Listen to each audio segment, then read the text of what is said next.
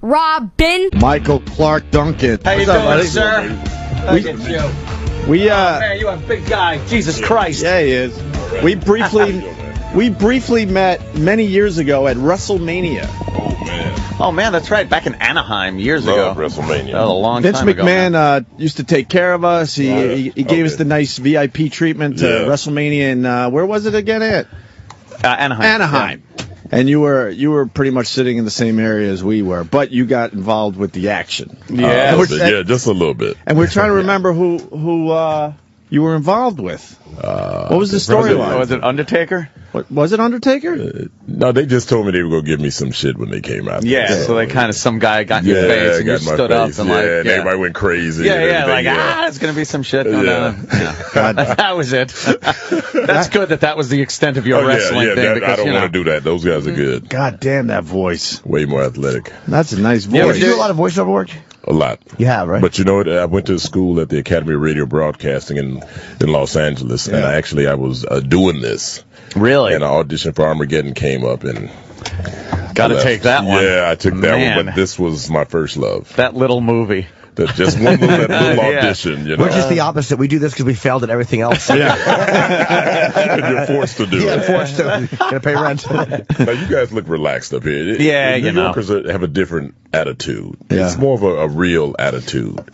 You know, I was in the store last night, and a dude just walked past me, just said, respect. And I was like, damn, that's cool. It's not like in L.A., man. You know, nobody says just respect. Right. And you know what he meant. And it's just a different mentality up here with New York. Yeah. Because, see, I'm cold. You guys aren't cold. I'm freezing. Oh, yeah? I have the You're big cold. Yeah. This is easy. This winter's easy. Are you serious? It hasn't been that bad. Yeah. We're lucky so far. Really? What is it, 40 degrees out maybe? Yeah, it's nothing. That's easy. Oh, I don't like it at all. I don't like the cold at all. I don't either. Yeah. Now, how do you guys make it through every winter? The bad ones, it's just, you just got to suck it up and go outside, and it's miserable. You know what you have to do, and you just... You huddle over your steering wheel while you drive. For some reason, when your nose is against the windshield, that's supposed to keep you warmer when you're driving until you heat up. But you know how you deal with it? I lived in Buffalo for 3 years. Oh, well, that was worse. So you go and live somewhere else where it's worse, and then you come back to this, and now it's easy. We used to have single digits I'm up from there. Chicago, but... so you know. What are you talking about? I've been in L.A. for 15 years. Okay. It's a big difference. But you have to remember those Chicago's got to be way worse Terrible. than even Buffalo. You know what the thing was? When I was trying to decide what kind of career I wanted, I said it's only two places to go, New York and L.A. And 15 years ago, I was homeless, and I said, well, I'm not going to no place cold anymore. And I went to the West Coast, man. Good choice, man. Well, for me it was. Wait, did you say homeless in there? Yeah, I used to be homeless, man. I was homeless twice in my life. December 24th, 1996, I was on the lakefront, on 47th Street in the lakefront, homeless. I had 4 White Castle, 2 large fries, an apple pie, and an orange drink. I remember it because I thought that was going to be my last meal. That was it. Wow. It was really a trying time, and I was in this 67 Buick. I had 3 garbage bags full of clothes, and I said, well, this is it for you. This is what it's come to. Everything that you've done in life has got you right here. Now, what are you going to do? I said, first of all, stop crying. Yeah. Too big to be crying. Nobody's around. What are you crying for? But can I ask how it got to the point you got homeless? Just making bad choices in life. I never smoked, never drank, nothing like that. But I thought I was the greatest lover in the world. So I thought, hey, shoot, I should be taken care of, you know. It just didn't work out that way. Oh, there's nothing sadder than someone who expects to be like sugar mama. Yeah. Oh, wait till they get a load of this. They'll pay my rent. Yeah, they'll pay my rent. This is a good gig right here. And unfortunately, some people get tired of that. When they're going to work every day, you just let them, hey, guess what happened to all my children? You'll never believe who came back. What are you doing? You're 6'5", 300 pounds, and you're watching all my children? That's funny. After that, I just said, you know what? I got to get out of here. And a friend of mine called me, and she said, hey, we got an opening for security. She said, but you got to travel. And I'm like, I'm good. I'm good to travel. She said, but we leave next week, and the owner would like to see you. So I went down to the Every Crown Theater, met Shelly Garrett, who was at that time had Beauty Shop on the map. He was traveling, and he said, I need an extra security guy. I said, I'm ready. You're the guy. I left the Buick at the lakefront and hopped on these custom coaches, and we toured for a year. And our last stop was Los Angeles. That's and also what a great story. Didn't you work for Biggie too? Yeah, I was supposed to work for Biggie Smalls the night that that happened. Wow. And a friend of mine called me and said, "Hey, you want to switch?" I said, "Well, who you got?" He said, I got Babyface. I said, "Oh, that's cool." I said, "Yeah, let's switch." So we just switched information, and I went to the Soul Train Music Awards with Babyface. Is your friend okay? Was he shot or was he okay? No, he was in the second van. Wow. The first van went through, and the other two security things got stopped at the light.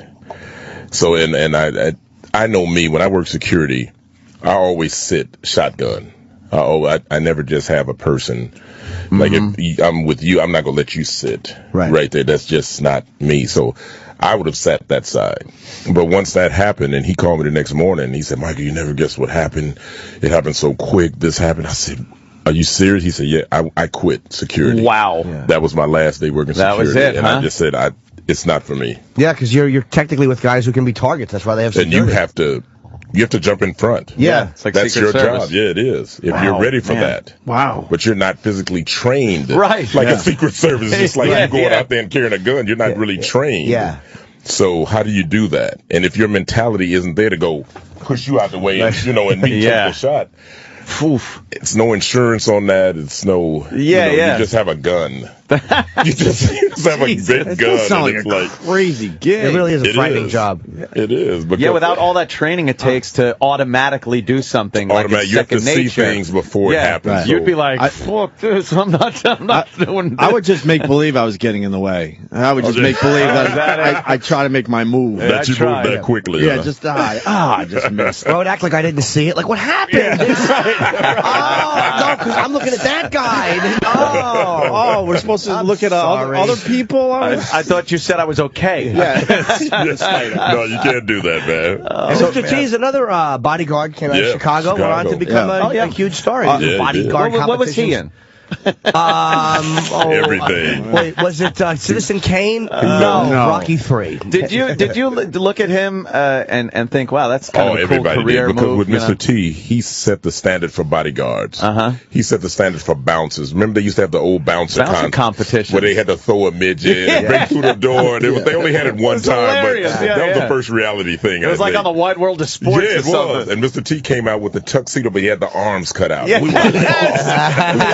I forgot that. You're right. Tuxedo with the arms are cut. Nobody thought of that. And for him to be on there with the mohawk and the jewelry, badass. He worked at Dingbats on the north side, and everybody went up there to Dingbats just to look at Mr. T. Really? Just to look at this unusual character. Right. We did bodyguard work, but nobody thought to cut the sleeves off and wear a ton of jewelry. Guy was an innovator. Yeah, we were all looked the same. We were cookie cutters, but Mr. T was this big mansion, and next thing you know, he's gone to Hollywood. We're like, that's T. So it was. Oh man, it was a big thing. He went to Dunbar High School. He went to school actually with my sister. Yeah? Yeah, and she used to talk about that he was one of the best football players to come out of Dunbar High School in Chicago. So Is he a big guy like you? I've never seen him in person. He's not as tall as me, but he's physically imposing. I just, anything Mr. T does, I like him. I remember when I first got to Los Angeles, I was on the bus going somewhere. I think I was going to get I had the nerve to go get aid. I'll tell you that story, but I looked out the window, and there's Mr. T in a red Rolls Royce convertible. I'm like, that's what I want to do. Oh, man. But I walked in this, what do they call when you get money from the government? Welfare. Welfare. I had the nerve to go get welfare, because I was hungry and staying in LA, not working, and I walk in this office, and everybody looks tore down. And I'm sitting up there, and they're looking at me like, you should be playing football somewhere. What are you doing sitting here trying to... I felt so bad. I just got up and ripped my application up, and I left. Because those people really needed it. I didn't really need it. At that time, I was just lazy. And seeing Mr. T on the way there. And I said, I got to do something else, so here I am. Nice car. And what was the first thing that got you like, wow, I think I'm getting a good foothold in here? You know, it was being on the set of like Jamie Foxx, LL Cool J, working with Martin Lawrence, being security, and seeing how these guys were working, living single with Queen Latifah, who was so much fun to work with. I mean, you don't know. I had to give her a piggyback ride every day to set. She's like, come on, Michael, get over here. I'm like, oh man. And I just, you're security, so what can you say? No. So I just get down on all fours, and she climbs. She's like, "Let's go, come on." I'm like, "Hey, okay." But once you get on the sets and you see that these people are so good at what they do, I would just say, "Hey, man, get me in a scene." He said, "Well, you got to get a resume." And this guy told me, "Hey, put anything on your resume." I was like, "Anything? I've never done anything." He said, "What grammar school did you go to?" I said, "Shakespeare." He said, "Put down you went to the Shakespeare School of Acting." I said, "Okay." And I put it down. That's funny. I put that down. They're not going to check. Yeah, he said, "Just put something down." He said, "Did you do a play at Shakespeare?" I said, "Yeah, it was 5th grade." He said, "Shakespeare School of Acting. That sounds good to me." So I put that down, and slowly Jamie Foxx put me in one of the episodes, and I was so nervous. Everybody broke for lunch. I didn't know what to do. I sat there on the set. The lights go, and I'm just sitting there like, is it eating lunch now? Or I have a trailer to go to, and it wasn't no trailer, and I just sat there until everybody started filtering back in. I didn't know what to do, so I just sat there. But I did that. I did Married with Children. Did a lot of stuff. Did you ever take formal acting classes, or no? You just No. My first acting coach was Larry Moss, and he's big up here now. He's in New York, and if any actors out there really want to go into something really deep, look up Larry Moss, because he's the one that took me to those levels in the Green Mile. Warner Brothers hired him to work with me, and I just got through doing Armageddon, so I thought I was an actor. I mean, you can't tell me I don't know how to act. Yeah. So I walked in Larry Moss's office. He lived in Santa Monica, and I'm like, "Who's this guy? He looks weird to me." And I read the first couple of lines from Green Mile. He said, "Hey, that's okay." He said, "You don't have it." Oh, shit. And I said, "Well, wait a minute. I just read 4 lines." He said, "You just don't have it." And I'm thinking, Armageddon's getting ready to come out in a couple of weeks. Do you want to see what I got? I got it, you bastard. I got it. But it was 2 different types of movies. Completely different types of movies, and characters too. I didn't understand that. When he said you don't have it, he didn't mean you didn't have talent. He meant you didn't have this guy role right here. Right. So as opposed to when they say that to Jimmy. Yeah, with your Jim, you don't got it. And then you wind up here. Yeah.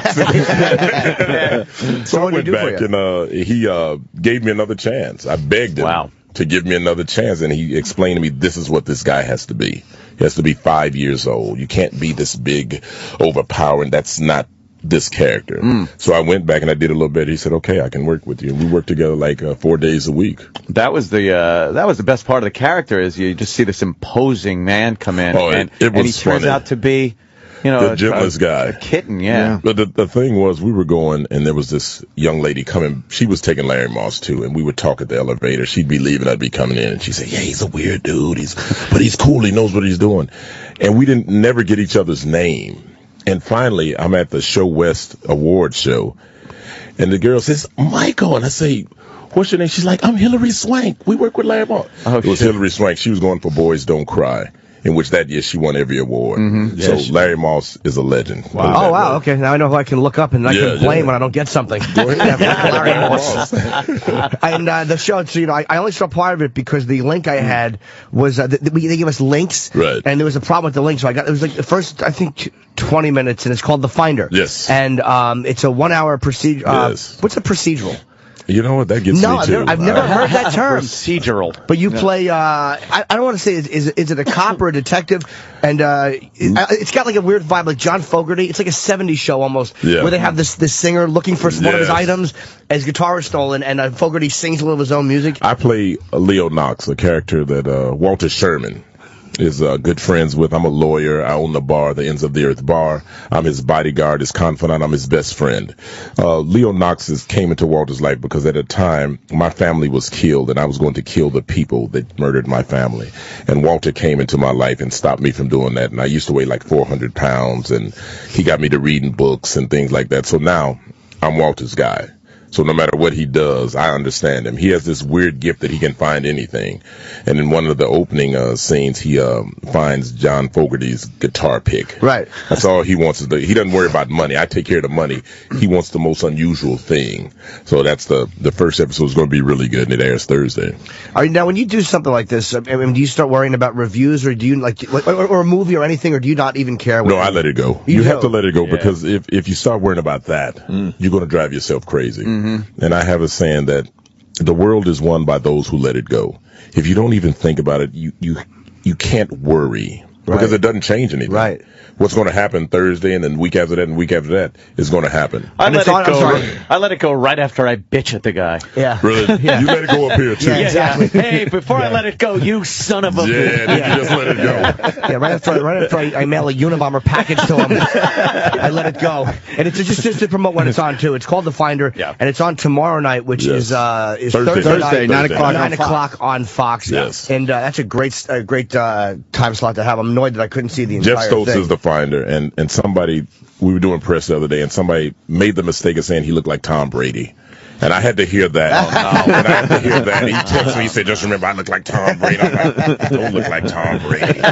Just don't to me. But some woman said, oh, he's cute. He looks like Tom Brady. And I'm like, just say that. Yeah. Did you shoot this in Miami? It looked like Miami. A lot of Miami, a lot of L.A. Oh, okay, a little both bit of places. That's a great life to have. You're in two phenomenally warm places in the middle of the winter. Miami was just the greatest place to film. It was really nice. How many episodes did you guys do? We're on episode. I'm still working. Oh, you are? Okay. Yeah, we're on episode 11 of 13. By the way, was that not a question of somebody who just doesn't do a lot of acting work? Oh, you mean they don't shoot it in real time? What an absolute idiot. No, I'm glad you guys are good, man. How are you liking TV? I love TV. Movies, yeah? I love TV. It's a lot faster, though. Yeah. It's like a blitz, and you're a rookie quarterback, and the starter got hurt.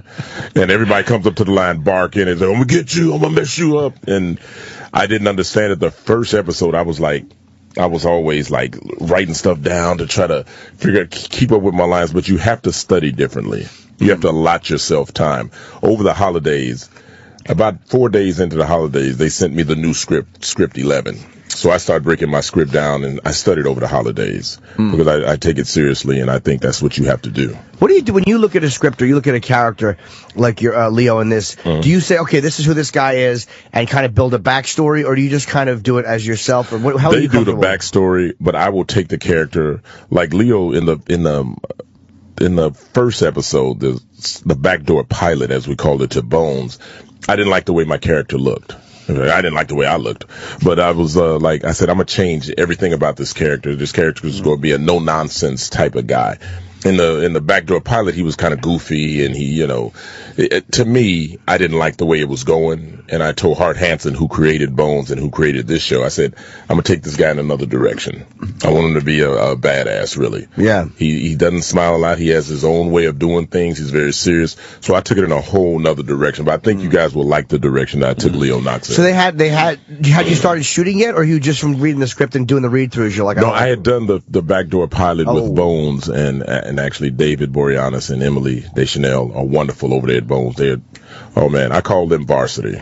We go on the lot. We look at their trailers. Ooh, look at their trailers. So it's a big deal because they've been on 7-8 years and they've been number one in their time slot. And their trailers are just like humongous. Yeah. And then we go to our trailer and you're just like, oh wow, something to work for. There's nothing worse than watching somebody peel off to a better trailer and you're in a honey wagon. We go over there and rub it. We rub it. Yeah. Ooh, we have to step up. One day. You ever had the ones where you got to pee in the sink? I've had quite a few of those. I just don't feel like I had my early days. Yeah, I don't feel like going up the steps. I do that at home after some nights, a little. Well, I wish you a lot of luck with it too, because I know it's always scary when a series starts. Are people going to watch it? Are people going to like it? And the networks nowadays don't give it. Like years ago, MASH was not doing well. Seinfeld, like a lot of these shows. That turned out to be these amazing shows. They judge shows a little bit too quickly now. They do, because there's so many out there, and there's so many things that have been written that are just waiting to take your place. It's right. You guys could be on the hot seat. Somebody's out there waiting to, You just got to stay on top. You know what I like about TV shows, though, especially ones that go a few seasons, is the character development that you don't get with a movie, because the movie is pretty much not done chronologically. Right. Sometimes a character in the first season will be completely different from the second season, third season. Third, they kind of grow with the show, and that's I've always liked that, as opposed to movies where you get the character at the beginning of the movie the same as at the end. I think because when I looked at it, I wanted to do like 24. You guys remember 24? Sure, yeah. I wanted to shoot people in the head. And they were like, Hart was like, nah, it's not that type of. I said, well, just let me, one somebody get some information out of them and just. do that. That's what I wanted to do. And they said, no, it's really not that type of show. I said, but can I just have a gun? Can I just point and say, give me the information? I just want to do that one time. That's all I want to do. Just want to be cool. I just want to be cool like Jack Bauer was. And I told somebody, I said, well, I went to meet the directors and the producers over at 24. They were thinking about casting me. So I said, okay, be cool. Don't get excited, because I can get amped up. So I'm over there and they're showing me CTU, and I'm like, oh, man, this is cool. And then they're like, this is where so-and-so got killed. This is where they let the anthrax go. And I'm like, this is really cool. And so we're getting ready to leave, and a van pulls up, and out jumps Keith or Sutherland. Well, I'm seeing Jack Bauer. And I'm thinking, that's the white van. That's how they always come out. And I rush up to him like, hey, how you doing? My name is Michael Clarke Duncan. Hey, you remember when you shot Roger Cross? Roger Cross is a friend of mine. For 30 seconds on the inside, I'm like, Michael, dial it down. I couldn't. I went through every episode, every scene. Man. You remember when the president got shot? I thought you were going to kill that guy. And I'm going, and he's like, okay. He must have been to get security. You never saw me again. There's our promo up there. Oh, they're running here. Wow, look at that. You don't have to be here. Yeah, you just... Oh, yeah, I know these people. Yeah, that's my boy Jeff Stoltz. The Finder. There it is. Tomorrow night, 9 o'clock on Fox. At least they're going to promote it right. Oh, that's hell nice. yeah. So now I've gotten a lot cooler when I meet celebrities at home. Yeah, but I like the fact you're not that jaded, though. It's like I stay the same. The same. I don't want to ever get like jaded or think I'm real cool or, you don't touch me. They have a joke on set. They said, Michael, by season 2, you'll be telling people don't look at you. And that's why I tell people, did you eyeball me? Out of here. I want him out. He just looked at me. So that's my joke on set. I've heard guys are like that, too. There are some guys they don't want you looking at them. They don't want you, speaking to them. Yeah. They don't want the background people. I go and speak to all the background players because they help me. I did background once. Do you think the humble beginnings and going through a point in life where you were homeless, that stays with you, doesn't it? Yeah, it stays with you. And you never take it to where you don't think it can't happen again. Right. You got that constant little thing over your head going in the back of your mind. Everything, you could lose everything in an instant. Yeah. So you should be kind to people regardless. No, but it's nice to remember where you came from. And you come from it's almost like, hey, if life was fair, would I be doing this? Right. I don't need to philosophize for you. So that was my acting. I'm pretending I'm him. This is what I was saying. You guys are nice. You guys are cool. Yeah, we try to be. We've been run through the mill. That's why. We remember. I got to ask something. Yeah, are we allowed to mention... Who, my baby back there? Omarosa? Oh, man, that's my girl. Are you guys... That's my girl, man. That's Omarosa from The Apprentice. Yeah. She's the new... I'm a big fucking fan. She's the new editor of the West Coast magazine Reality TV. Really? So she has a lot of meetings up here, and actually she came in a couple of days earlier to do her press, but she takes care of me, man. We knew she was going to be here. We'd have rigged the ceiling tile to fall or something. Okay, watch it. Do not do that. That's my baby. It's my girlfriend. I hear you, but damn, that was hilarious. Do you know how great it would be if he just picked you up and threw you through the window? Right through the window. I just keep staring at Omarosa. No, she's beautiful, she's man. Beautiful. She is gorgeous. Beautiful on TV, but I gotta say, even more beautiful in real life. We got up this morning. She met me here, and it's just rolled out of bed, right? It's a joy to have somebody. That's how you look when you roll out of bed. To have somebody that understands what you do. Yeah. And people get the misconception that I told her, I said, babe, you built up a certain image that people can't forget easily. It's just like nobody forgets the Green Mile. That's what I'll always be known for. It doesn't make a difference what else I do. Nothing wrong with that, right? There's nothing wrong with that. So a lot of people don't know how kind she is, how sweet she is. She cooks for me. Oh, man, I can't tell you what this woman has done for my life. You're embarrassing her. I know. I like to do that. She gets nervous when I start talking about her. You should turn around because she's giving you looks like... That's my baby, man. I didn't see the show. Did you come off? I did not see that. You didn't see Omarosa? That was like the time when it was kind of the biggest. Yeah, that was the biggest season I think ever. I'm very wrapped up in my own loneliness. I just didn't see it. Okay. She didn't take anyone's shit. Oh, you were harsh. Oh, yeah, she was. No, she is. She can be that way, but she's very sweet. But very sweet. What season was that? Damn, it was early on. It was, right? You were on the first season? I wasn't sure if it was first or second. Yeah. Did you like? I'll just ask you in general. Were you happy with the way they edited it as a reality? Because you hear so many people when they do something like that, they come back and they go, they didn't portray me right. They edited it wrong, or they totally changed the picture. I'd have been happier if I won. Okay. Millions of dollars. Well, a lot better at it. Did it help you though, right? It helped you a lot? Oh, absolutely. Oh, yeah. But you turned out all right, baby. You still turned out all right. Did all right. Look at this power couple. Yeah. Yeah, they are. She does. But to date a woman who's got fame and who's beautiful, you have to kind of be on Michael's level. You can't just, a guy Can't like be me. you. Yeah, I didn't want to say it like that. Don't do it Don't like worry, that. I will. You can't be me in a stupid T-shirt with my fat stomach. We're getting the wrap up, unfortunately. Well, I have one question that is coming in here. Good. Big fan wants to know, in Talladega Nights, when you guys are doing the scene, don't you put that evil on me, Ricky Bobby, how many takes? Because it's obvious you were laughing so damn hard during that. Ad-libbed. Really? Ad-libbed. I mean, when you work with Will Ferrell, I mean, they go off on, I mean, I'm at home in my hotel room, I'm studying. Okay, he says this, I come in, I say this. I'm thinking it's going to be like that. They get out there, and it's just whatever. It's just whoever says this, you just got to know when to come in. And I'm looking at Will, and I'm like, he didn't say that. And the rest like, go ahead, go, get in there, say something. And I'm like, hey, don't you put that evil up. The first time I said, don't put that evil on me, Ricky Bobby. And Ricky cut, he said, Michael, he said, come here. He said, go in on him. He said, I want you freaking mad. You go in on him. You are not a pussy. Go in on him. So I go back out there, and that's what I did. And it was one take. One take. Yeah, and you we could see ad-libbed you all guys that. were almost the whole night dying thing. Laugh. Yeah, they were just Will Ferrell and John C. Reilly. Yeah. And oh man, Sacha Baron Cohen.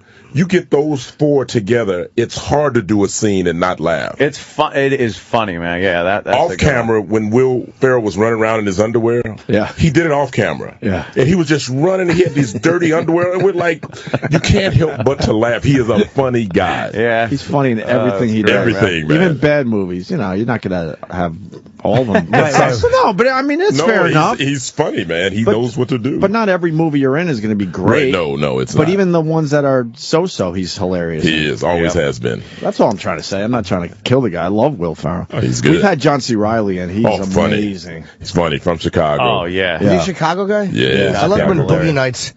Oh, man, wasn't he good? Yeah. I love working with guys like that just have talent. Like you guys. Now, who's the most talented guy? Oh, my God. It's very polite of him to ask. Now you're going to cause problems. That's why we're together. Okay. Now you're going to cause problems. Is Howard Stern up here? He's across the hall down the hill, yeah. I heard he took all the green rooms from you guys. And all the green. And the green, the green first. He was here first. We were on satellite first. He gets the green room. And our guests, we have the things that window washers use. Yeah, I went in that thing right We have our guests actually sit outside with the window washers. It's time you guys stand up for yourself. Yeah. They gave us come on. A metal chair for our guests. What is going on? You guys got to stand up. You are right. How about you stand up for us? That would help. I'm telling you how to do it. You just call Siri and say, hey, look. If this doesn't change, we're out. We tried that. And then we'll have a lot of time off. That's great. Are you going to hire us, Michael? Yeah. Once you throw that card down, you got to play it. Michael, remember when you were talking about rubbing the trailer? Right. That's exactly what it's like around here with us. Go in that green room. We'll be here one day. We go to the honey wagon. And then the security say, hey, get away from there. You saw our green room. It's our office. Yeah, I think you're sitting in my seat or Ant's seat. Humble beginnings. Remember that. Humble beginnings. We've been at this 17 years, sir. Yeah. This combo is 17 years. From now, each of you guys will be making $85 million. I'm going to put it out there right now. Yeah. And when I come back, I'm going to say, wow, I remember Opie and Anthony. Wow, they're big time in now. Maybe if you could go down the hall and breathe some flies into one of the management's mouths. I will tell management on the way out, you guys deserve a raise. We're going to hire you to be our muscle. Hey, man, do it. Let's do it. October's coming soon, man. We're hiring you for muscle. This is New York. You know how it works. Speak for us. Just be our agent. It's amazing to have an agent that actually talks for you. Really nice. That'd be nice. I put my foot in my mouth in Chicago. I went there to see the mayor of Chicago, and he was going to give me an award or something. And it was just during a teacher strike. And I always believe that teachers should be making the $250,000 a year. I mean, everybody here had teachers they remember, and we would not be where we are. Well, maybe you guys different type of teachers, but you know. No, I agree with that teacher stuff. It's unbeliable that they're so underpaid. They don't get paid the money that they deserve. And I stood up and I said that in Chicago, and the mayor just looked at me. Oh no! And he was just saying, but I didn't care because it was the truth. Right. And I can remember all my teachers' names and their grades because they played a profound way of the way I was raised. And boy, when I got back to my room, I thought I was going to get this nice plaque that said, hey, Chicago's on. I got a book of Chicago. A book of Chicago. Like, I don't know where Chicago is. It's like me giving you a guide to New York. Right, yeah. This is your guide. And you're like, that's all I got. So you think he was a little upset with your, maybe that's been a big political maybe thing. just a little bit. He had probably just cut the budget for the teachers or something. I thought you were jabbing him. I just think teachers deserve a lot more than what they get paid, man. To go into those classrooms with some bad kids sometimes, I couldn't do it because I'd roll a coffin in. Whoever cries, whoever curses, go lay in the coffin for 15 minutes. This is going to be your life if you don't listen to me. That's the way I do it. Bravo. With that, we got to get you out of here. The Finder is today. Tomorrow night at 9 o'clock on Fox. Watch it. Yeah, we're going to check it out. I liked what I saw of it. I just need a better link, which, you know. Yeah, come on, man. Step up. And we like this Michael Clarke Duncan. You got to come back and see us. Anytime for you guys. And Amarosa, what do we got? Twitter or something? Promoting anything? Yeah, Michael's on Twitter, official MCD. Oh, listen to that voice, man. What about your Twitter? I'm Omarosa on Twiter, All right, but he's very good. official MCD. Look at it. She always plays. Is he following you on Twitter at least? Oh, yeah. Okay, good. All right. Yes. We do, man. And if you just happen to want to buy Reality Weekly magazine, that would help me out a lot. She's the West Coast editor. She's sexy. Oh, man. Holy shit. Man. You just don't. That's another time. God. I will save that for another time. Sorry. I appreciate you guys, man. I really do, man. Very cool, man. All right, we'll check out the Finder tomorrow night, 9 o'clock on Fox. Thank you, Michael. New York. Rob,